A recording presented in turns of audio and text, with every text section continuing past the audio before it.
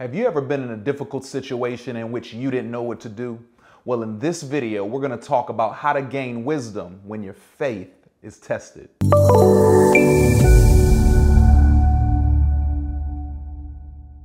Hey everybody, my name is Ken Nether. I'm the lead pastor at Crossover Church, and I help people grow in their faith and discover their purpose. Well, in this video, we're going to look at James chapter 1, verse 5 through 8, and learn how to obtain wisdom when our faith is being tested. Let's grow together. As a high school teacher, one of my jobs was to administer tests to my students. And the reason I would give them tests was to evaluate what they actually learned. But before testing time, I would give them instructions. I would tell them that if they had any questions, do not talk to the person to the left or to the right because they can't help you. But if you had any questions, make sure that you would ask me because I am the one with the answer key. In life, so many times we have questions during testing time, and we can look to the person to the left, we can look to the person to the right, but we need to ask God because He's the one with the answer key. In James chapter 1, verse 5, it says, if anyone lacks wisdom, have them ask God who gives generously.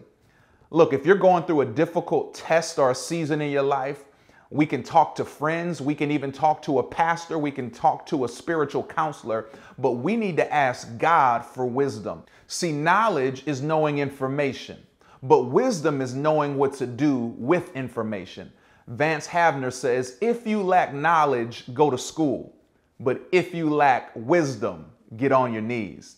And we need to spend time in a difficult season seeking God that He would give us wisdom, and He's not holding it against us.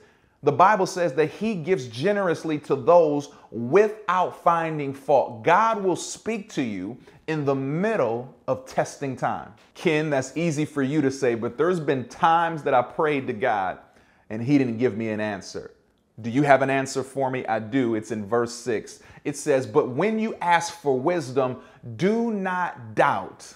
Hebrews chapter 11, verse 6 says, without faith, it's impossible to please God. So there is a condition in order for God to answer our questions, to answer our doubts. We must approach Him with faith, with confidence, and with trust. Because if we do not, that person will not receive anything from the Lord. But many of us have squirrel faith. You know what squirrel faith is. Have you ever been riding in your car and you see a squirrel go across the street?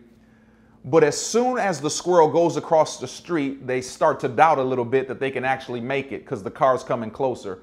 So they will actually run back to the place where they came from. And sometimes that means the car will crush them. Now, if they would have just kept going, they would have made it to the other side. If you would keep believing in God, you would make it to the other side and obtain wisdom that would help you out of the difficult season that you're going through. But verse 7 says that person who doubts will not receive anything from the Lord. So if your faith is being tested right now and you're not receiving anything from the Lord, could it possibly be because you doubt that He will actually give you the wisdom that you're seeking? And verse 8 says, because this person is double-minded in all his ways. See, it's easy to say that God's a provider until you need provision. It's easy to say that God's a healer until you need healing. But we have to have full assurance and trust and confidence in God that when we're in a test, He will give us wisdom. So when our faith is being tested, we should pray that God will give us wisdom when we need it most.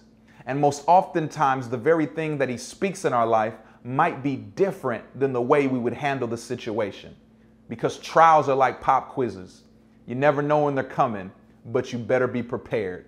But the good news is, in the middle of the test, you can depend on the teacher who will never fail you. Hey, if you enjoyed this video, please leave a comment below, like, share, subscribe, and let's get into a conversation. I'm here to help you grow in your faith and discover your purpose.